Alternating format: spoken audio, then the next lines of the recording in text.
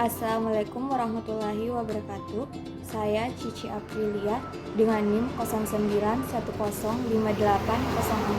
091158042203 kelas C semester 6 Prodi Administrasi Publik Universitas Muhammadiyah Sedenreng Rapa dengan mata kuliah Perbandingan Administrasi Negara. Dosen pengampu Bapak Muhammad Iqbal, SSOS, MSI. Baik, pada kesempatan kali ini saya akan membahas yang pertama itu mengenai pengertian administrasi publik. Administrasi sebagai proses, kegiatan, tata usaha, pemerintah, dan administrasi publik. Administrasi adalah proses penyelenggaraan dalam setiap usaha kerjasama sekelompok manusia untuk mencapai tujuan tertentu. Administrasi publik memusatkan perhatiannya pada kerjasama yang dilakukan dalam lembaga-lembaga pemerintah. Adapun pengertian ilmu administrasi publik adalah ilmu yang mempelajari kegiatan kerjasama dalam institusi atau organisasi yang bersifat publik.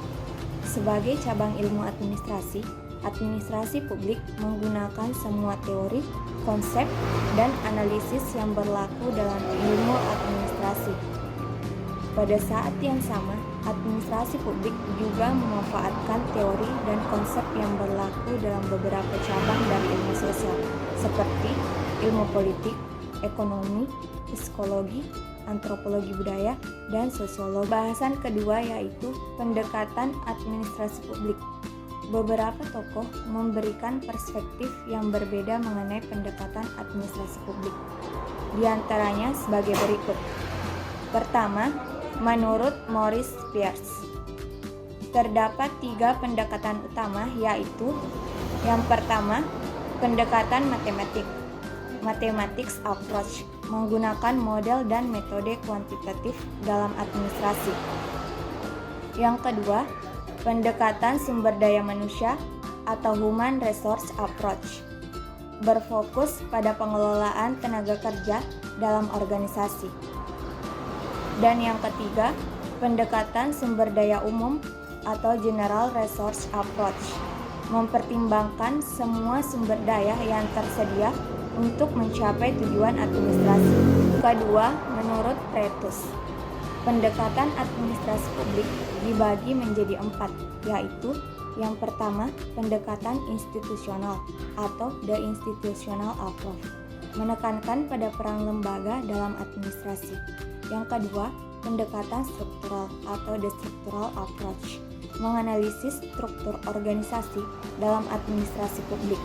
Yang ketiga, pendekatan perilaku, the behavioral approach, mempelajari perilaku individu dalam organisasi administrasi. Dan yang keempat, pendekatan pasca perilaku, the post behavioral approach, mengembangkan pendekatan perilaku dengan fokus pada relevansi sosial dan kebijakan. Ketiga, menurut Thomas J. Duffy, terdapat 4 pendekatan dalam administrasi publik, yaitu yang pertama, pendekatan manajerial, berfokus pada aspek kepemimpinan dan pengelolaan organisasi.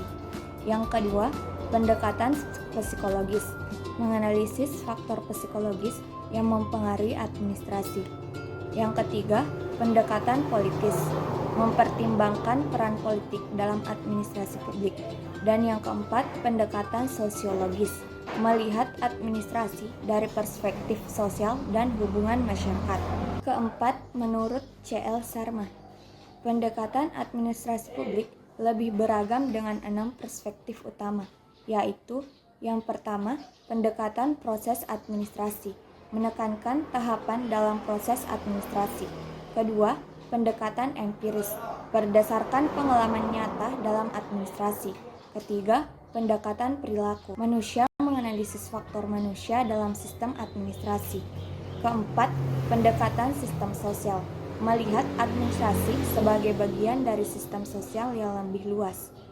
Kelima, pendekatan matematik, menggunakan metode kuantitatif dan statistik dalam administrasi. Dan yang keenam, pendekatan pembuatan keputusan, fokus pada bagaimana keputusan diambil dalam administrasi publik. Kelima, menurut Gordon, Terdapat 4 pendekatan utama dalam administrasi publik, yaitu yang pertama, pendekatan tradisional, berfokus pada prinsip-prinsip klasik dalam administrasi publik. Kedua, pendekatan perilaku, behavioral approach, menyoroti faktor psikologis dan perilaku individu dalam organisasi. Ketiga, pendekatan pembuatan keputusan, decision making approach, menekankan proses pengambilan keputusan dalam administrasi.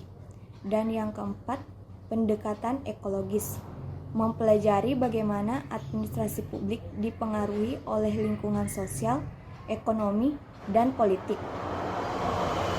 Selain itu, dalam studi administrasi publik yang menekankan aspek tradisional, terdapat 3 faktor utama yang mempengaruhi, yaitu yang pertama, ilmu politik, yang kedua, pandangan rasional mengenai administrasi, dan yang ketiga, gerakan manajemen ilmiah. Bahasan ketiga yaitu 7 kekhususan administrasi publik menurut Scheiden 1982.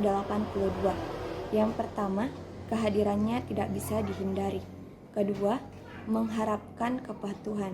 Ketiga, mempunyai prioritas. Keempat, mempunyai kecualian. Kelima, manajemen puncaknya adalah politik. Keenam, penampilannya sulit diukur. Ketujuh, lebih banyak harapan diletakkan di atas pundak administrasi publik. Pembahasan keempat yaitu identifikasi administrasi publik menurut Scheiden 1982 menawarkan 5 identifikasi administrasi publik yang terdiri dari yang pertama, identifikasi administrasi pemerintahan.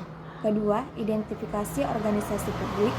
Ketiga, identifikasi orientasi sikap administrasi. Yang keempat, identifikasi proses yang bersifat khusus. Dan yang kelima, identifikasi aspek publik. Ada 2 unsur umum identifikasi administrasi publik.